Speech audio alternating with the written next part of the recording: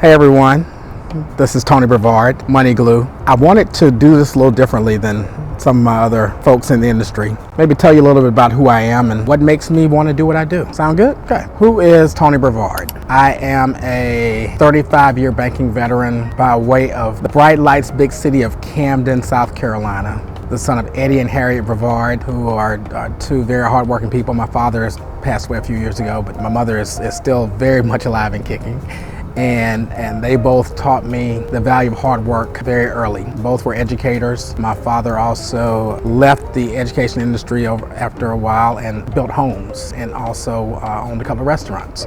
So I learned along the way how to hustle hard, how to never give up on your dreams, and how to do what you needed to do to make sure your family was taken care of very well. I was blessed also to have a little bit of athletic ability and was able to go to the Citadel, the Military College of South Carolina, play football and run track for them while I got my degree in accounting and finance and business administration. Because I saw so many things happen with my father's businesses along the way, where sometimes he got money he should have gotten and maybe sometimes didn't get money that he should have, and seeing his other peers in the small business industry with their highs and lows, it made me want to be a banker. I got a role with NC&B Bank at the time, which became Nations Bank, then Bank of America, and had a really great couple of mentors there. A guy named Tony Grant took me under his wing and made me have the core of what I know today, along with another guy named Clint Fleming, who was the head of HR for the Carolinas. And these two men, who happened to be African American, really showed me the way around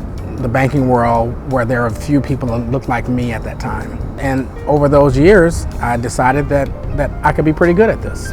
That's a core of how I got started and what made me start. Went to work for NC&B Bank.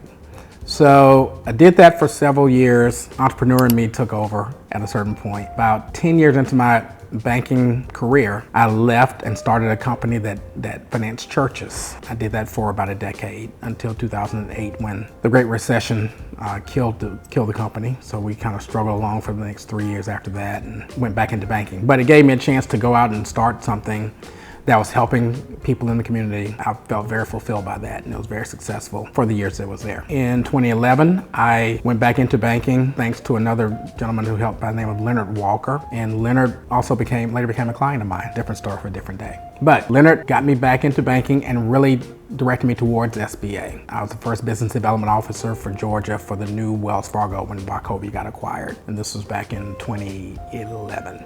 Long and short of it is, I decided that SBA was where I wanted to be. We were able to really see a plethora of clients, everything from breweries to mom and pop food trucks and everything in between. It really felt good to get people money that they couldn't get someplace else. Did that with Wells Fargo for a few years and realized that I could probably learn better by going to a smaller institution, being able to really focus on this product. Went to another smaller bank with another mentor named Juan Lago. All these shout outs on here, but Juan helped me really understand SBA. So much so that I really thought that there was nothing else out there, and there really isn't for me. I think we helped tons of people do things because of the way Juan taught me how to really understand the SBA guidelines and to make my model so that it helped my clients more than what you might just read in the standard documents, the policy manual for SBA. I know SBA policy from A to Z and everything in between, and I make sure that I give my clients all the very best opportunity to get their business dreams fulfilled. And that's because of people like Juan Lago and Leonard Walker. So that's how I got into SBA. Around 2016, I figured that there was a better way for me to do it, because I also realized that one bank can't do everything that you want them to do. And this is how this company was formed. My first company, 7A Funding Group, was formed. We really went through different channels to find ways to help clients, but while also figuring out what banks did certain things better than others. So for example, some community banks like smaller loans, some larger banks like bigger loans, and some don't like, hotel industry, or they don't like restaurants, whereas others do. So our model really became based on having connections within each one of those industries and each one of those banks so that I would know where to send the client if they came to see me. And it's worked out really well from that standpoint. We now have been doing this for going on 10 years, and we're growing every year. And this year we'll probably do somewhere a little north of $100 million of transactions. With the help of a few other people I brought on board recently, I think that number can grow significantly over time. That's why I do SBA. So people always ask, why am I MoneyGlue? What makes that name? What happened? How did I get that? And it's really a kind of a neat story. I have a good friend of mine who owns a magazine called Rolling Out, and his name is Munson Steed Media. Shout out Munson Steed, my man. And Munson has always been a big fan of what I've done as a lender and what we do in the community. We were having a conversation one day. Munson likes Chinese food, so we were eating Chinese food, just talking about life. Munson asked me a few questions about the company, and I gave him an example of a client I was doing a deal for. Told him about this client, and he says, tell him about another one. Tell him about another client, another deal, and so on and so on and so on. After about 5 or 6 of those examples, he says, you know what you are? I said, what? He said, you're MoneyGlue. I was like, what? He said, you're MoneyGlue.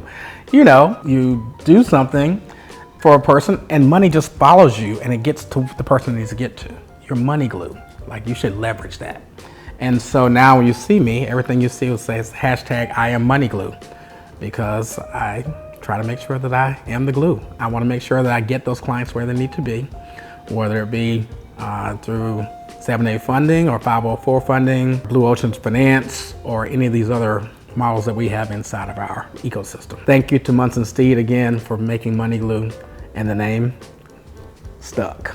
So what is the goal of MoneyGlue TV? Well, we wanted something that inspires entrepreneurs to know they can get stuff done. They can actually get financing. They can actually dream and actually get their dream come to fruition. I did not want it to be just based off of the typical podcast or the typical infomercial kind of thing. So this channel has a few different pieces to it. We do have podcast folks in our world. One in particular, one of the guys is a guy named Reyes, who I have a great deal of respect for, the art of SBA. And Ray has agreed to allow us to put links to his channel on our page. We have people like that. We have people at Atlanta Interfaith Broadcasting. We have people at other spots. In short, trying to find different mediums to get the point across that we're being helpful. So whether you are into podcasts, or whether you're into just watching educational shows, or whether you're into just watching something like this, where I'm just telling you how it is, that's what this channel is for. I will end it by saying this, a big desire to make sure people's dreams come true. Somebody came back to me with an opportunity to do a transaction for them. I was surprised they came back to me, because I didn't think that they actually liked me like that. But that person came to me and shared their entire world with me, all the financials, every secret they have. To say, help me get this, buy this territory. And I did, and it worked. And I was talking to this frat brother, his name is David Mitchell, shout out Side Chapter. David and I were talking, and I told him that story, and I stopped and said, you know, you really don't know what someone thinks about you until they trust you with their dreams. And he said, bruh, write that down. If you go to my LinkedIn or these other pages, that quote is there, but that is from my true feeling for those people. I feel like this is built to make dreams come true, and I take people's dreams very seriously, and my company takes dreams very seriously. So anyone that works with me has the same mantra and the same thought process. That's how I got to be who I am. That's how the station got to be what it is. That's how I became MoneyGlue, and that's why I'm doing this with you.